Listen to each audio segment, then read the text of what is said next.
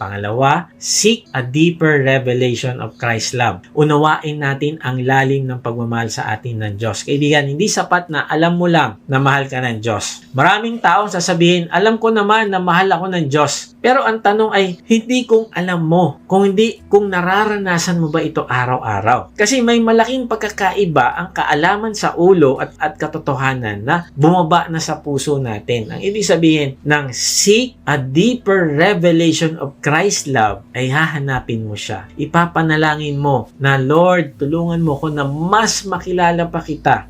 At hahayaan mo na buksan ng Diyos ang mata mo, buksan ng Diyos ang puso mo para makita mo kung gaano kalawak, kahaba, kataas at kalalim ang kanyang pag-ibig. Dahil kapag ang pag-ibig ay nanatili lang sa kaalaman, takot pa rin ang madalas na mamumuno sa iyo. Pero kapag ang pag-ibig ay naging revelation sa iyo ng Diyos, humihina ang takot at lumalakas ang loob mo.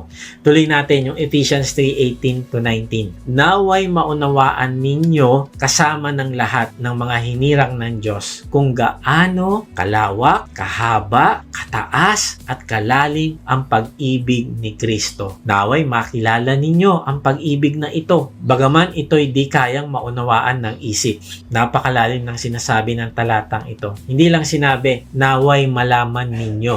Ang sinabi ay, naway maunawaan ninyo at makilala ninyo kung gaano kalawak, kahaba, kataas at kalalim ang pag-ibig ni Kristo. Ang salitang makilala dito ay hindi lang intellectual knowledge. Hindi ito parang nagme-memorize ka lang ng verse. Kung hindi ito ay personal experience. Parang ganito. Pwede mong malaman na ang apoy ay mainit. Tama ba? Pinag-aralan mo yan nung elementary. Sinabi yan ng teacher. Pero, ibang usapan kapag napaso ka na. Doon mo talaga naiintindihan kung ano ba ang ibig sabihin ng apoy. Maraming Kristiyano ang nakakaalam na mahal sila ng Diyos kasi napanood nila sa social media.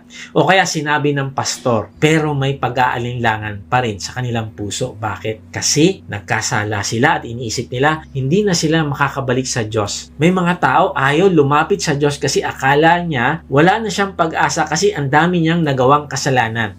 At may mga Kristiyano naman na sobrang legalistic na hindi siya pwedeng magkamali kasi iniisip niyang babawiin ng Diyos ang buhay na walang hanggan na binigay sa kanya. Grabe! Sila ang mga taong nagsasabi na mahal sila ng Diyos kaya lang hindi pa nila nasumpungan at naranasan ito. Kaibigan, kailangan mo at ako ng mas malalim na revelation ng pagmamahal ng Panginoong Hesus. Naalala ko yung story ng prodigal son sa Luke chapter 15. Nagrebelde sa ama ang anak na ito. Mas minahal ang pera at kalayawan kaysa sa kanyang tatay at pamilya. Nung hiningi niya ang kanyang mana sa kanyang tatay, ay binigay naman ito sa kanya. Pero inubos niya lang sa kalayawan at kamunduhan. At nung naubos na at wala na siyang makain, na-realize niya na pwede siyang bumalik sa kanila kaysa mamatay siya sa gutom. So ang naisip niya, mag-a-apply na lang siya bilang alipin para makakain ng maayos. Now tingnan mo ito, alam ng anak na may ama siya. Alam niya kung sino ang ama niya. Alam niya kung saan ang bahay ng ama niya. Pero alam mo ang hindi niya alam ay kung gaano siya kamahal ng ama niya. Kaya nang siya ay magkasala, nang ubusin niya ang mana, nang bumagsak ang buhay niya, takot ang namuno sa puso niya. Kaya nung nagdesisyon siyang bumalik, pakinggan mo kung paano siya mag-isip. Ang plano niya ay ganito. Luke chapter 15:18. Magtitindig ako at paroroon sa aking ama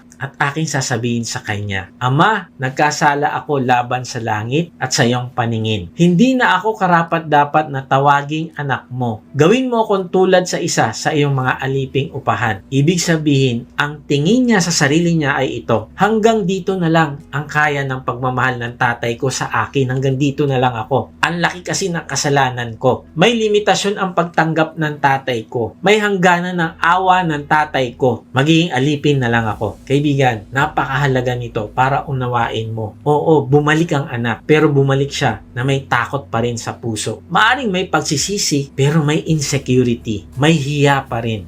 Maaring nag-expect pa siya ng parusa ng kanyang tatay. Pero pakinggan natin ang ginawa ng ama. Tingnan mo kung gaano siya kamahal na hindi niya alam. Lucas 15:20-24. At siya'y nagtindig at pumaroon sa kanyang ama. Datapwat samantalang nasa malayo pa siya, ay natanawan na siya ng kanyang ama at nagdalang habag at tumakbo at niyakap siya sa leeg at siya'y hinagkan. At sinabi ng anak sa kanya, Ama, nagkasala ako laban sa langit at sa iyong paningin. Hindi na ako karapat-dapat na tawaging anak mo. Datapwat sinabi ng ama sa kanyang mga alipin, dalhin ninyo ritong madali ang pinakamabuting balabal at isuot ninyo sa kanya at lagyan ninyo ng singsing ang kanyang kamay at mga panyapak ang kanyang mga paa. At kunin ninyo ang pinatabang guya at inyong patayin at tayo'y magsikain at mangagkatuwa sapagkat patay na ang anak kong ito at muling nabuhay. Siya'y nawala at nasumpungan at siya'y nagsimulang mangagkatuwa. Pansinin mo ito, kaibigan. Hindi pa tapos magsalita ang anak. Hindi pa siya nagpapaliwanag. Hindi pa siya nagko-confess ng buong speech niya. Hindi pa siya naliligo marahil amoy kulungan ng baboy pa siya. Pero tingnan mo ginawa ng tatay. Niyakap na siya ng kanyang tatay. Alam mo, ang yakap ng ama ang nagbigay ng mas malalim na revelation ng pagmamahal. Hindi siya sinermonan, hindi siya nilecturan, hindi siya pinarusahan. Anong ginawa ng tatay na nagpakita ng mas malalim na pagmamahal? Yakap. At sa yakap na yon, anong nangyari? Ang takot ng anak ay napalitan ng kagalakan. Ang hiya, napalitan ng dignidad. Ang expectation ng parusa, napalitan ng pagdiriwang. Ito ang sinasabi na seek a deeper revelation of Christ's love. Kapag mas lumalalim ang revelation ng pagmamahal ng Panginoon sa iyo, mas nararanasan mo ito, ang takot ay nawawalan ng puwang. Hindi dahil naging okay ang kasalanan, kundi dahil mas naging malinaw kung sino ang Diyos. Mas nakilala mo na mahal ka pala niya ng walang kondisyon. Kaibigan, pansinin mo ito. Ang ama ay hindi binaliwala ang kasalanan ng anak. Pero, hindi rin niya ginamit ang kasalanan para wasakin ng anak. Ang pag-ibig ng Diyos ay ganito, kaibigan. Hindi nito tinatago ang kasalanan. Hindi nito dinideny yung kasalanan. Pero hindi rin nito tinatanggal ang halaga mo bilang kanyang anak. In fact, dahil mahal ka niya, ay napipilitan siyang disiplinahin ka upang maituwid ka. Kaya ang pagsisisi o pagrepent sa Diyos ay hindi nakakatakot na bagay, kaibigan. Kundi ito pa nga ang magbibigay sa iyo ng kalayaan mula sa kabigatan na nasa dibdib mo. Kaibigan, baka matagal ka nang tinatawag ng Diyos na bumalik sa Kanya. At marahil nasa isip mo, paparusahan ka niya at susumbatan ka. Mali, kaibigan. Nais ka niyang tanggapin at bigyan ng buhay na kasiyasiya. Kasama siya. Pero magsisimula lang yon kapag tumakbo ka na pabalik sa Kanya. Kaya kapag hindi natin hinahanap ang mas malalim na revelation ng pagmamahal ng Diyos, kapag mababaw ang understanding mo ng pagmamahal niya, takot ang mamumuno sa desisyon mo. Lalayo ka imbis na lumapit. Kapag nagkamali ka, itatago mo kasalanan imbis na mag-confess ka sa Kanya at mabubuhay ka sa guilt, hindi sa grace. Pero kapag lumalim ang revelation ng pag-ibig ng Diyos sa iyo, meron kang boldness na bumalik sa Kanya. May lakas kang magsisi, may galak kang sumunod, meron kang peace na mamuhay. Ito yung dahilan kung bakit sinasabi ng Biblia sa 1 John 4:18, walang kasamang takot ang pag-ibig at pinapawi ng ganap na pag-ibig ang anumang takot. Hindi dahil naging perfect ka, kundi dahil gracious ang Diyos sa iyo, dahil mahal na mahal ka niya. At yun yung magbibigay sa iyo ng boldness na lumapit, Lord, nagkamali po ako, nadapa na naman po ako. Pero salamat po sa grace nyo. Salamat sa pagpapatawad nyo sa akin. Salamat sa paglinis nyo ng aking kasalanan. Tulungan nyo po ako magbago. Kaibigan, kapag nagkamali ka, ano ang una mong nararamdaman? Takot o pananabik na bumalik sa Diyos? Kapag iniisip mo ang Diyos, anong larawan niya sa isip mo? Galit na Diyos o Ama sa langit? Dahil kung ang Diyos sa isip mo ay laging galit, mahihirapan ka magmahal at sumunod. Pero kung ang Diyos ang nakilala mo ay Ama na yumayakap, ang takot ay hindi mananatili. Ikukwento ko sa iyo isang taong naunawaan ang mas malalim, ang lalim, ang lawak, ang haba, ang taas ng pagmamahal ng Diyos. Naunawaan niya ito. Noong panahon ng pananakop ni Napoleon Bonaparte, isang kilalang military leader ng France noong early 1800s, may mga lumang kulungan na nabuksan ng kanyang mga sundalo sa Europe. Isa sa mga natuklasan nila doon sa mga kulungan na yon na ginamit noon sa Spanish Inquisition. Yung Spanish Inquisition ay isang religious system na nagsimula pa noong 1400 sa Spain. Layunin nitong parusahan ang mga taong itinuturing nilang maling Kristiyano. Hindi raw sila totoong Kristiyano. Alam mo, maraming tunay na mananampalataya kay Kristo ang inusig, kinulong at pinahirapan dahil sa kanilang pananampalataya. Isa sa mga kulungan na ito, may natagpuan doon na selda sa ilalim ng lupa. Madilim, makipot, walang liwanag. Ang katawan ng bilanggo doon, naku, matagal na naglaho. Pero alam mo, may naiwan. Yung kanyang kadena nakakabit pa sa buto ng kanyang paa. And then, dun sa kanyang selda, merong isang dingding. Inukit niya ang isang larawan ng krus.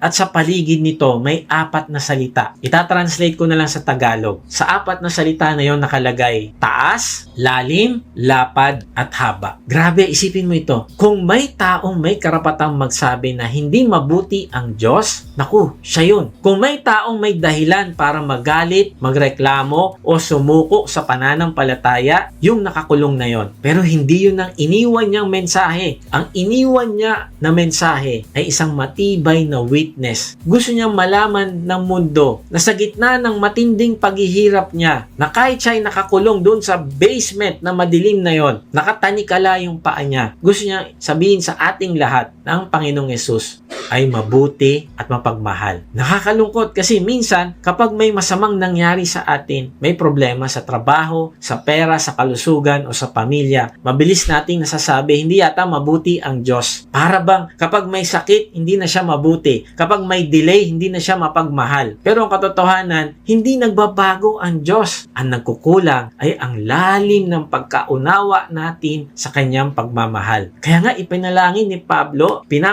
ni Pablo na tayo ay magkaroon ng kakayahan na maunawaan ang lapad, ang haba, ang lalim, ang taas ng pagmamahal ng Panginoong Yesus sa atin. Isang pagmamahal na hindi nasusukat ng sitwasyon, hindi nawawala sa sakit, hindi natatalo ng dilim. Parang sinasabi nung nakakulong na yon, patayin nyo man ako, mahal pa rin ako ng Diyos. At sasabihin ko sa buong mundo yan. Kapag mababaw ang pagkaintindi natin sa pagmamahal ng Panginoong Yesus, konting problema lang susuko na tayo. Pero kapag malalim ang revelation ng pagmamahal niya, masasabi natin, alam mo, hindi ko man maintindihan ang nangyayari, pero kilala ko ang Diyos na nagmamahal sa akin. Yan ang klase ng pananampalataya na hindi madaling mabuwag. Stronger in love. Yan ang gusto ng Diyos sa atin.